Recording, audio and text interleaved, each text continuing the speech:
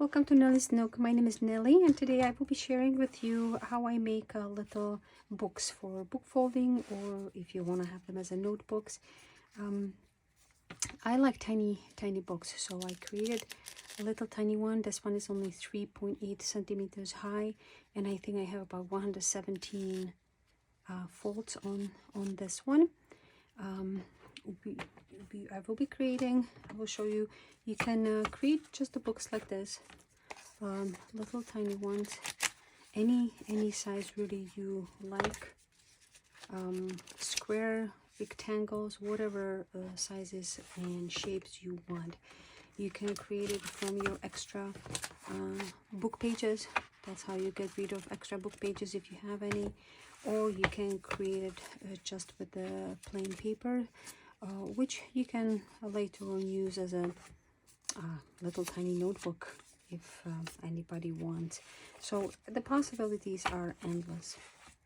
So how I start, I take any book page and cut it to the size that you like. I really don't measure anything, but once I start cutting out, I'll cut everything the same size. So when I take my page, I cut the inside page, and then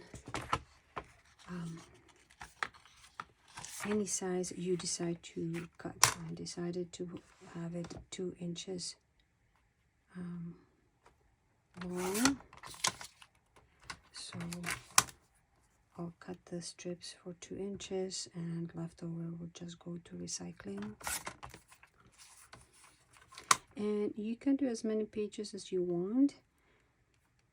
I like the tiny ones, probably around 120, 150 pages. It holds nicely.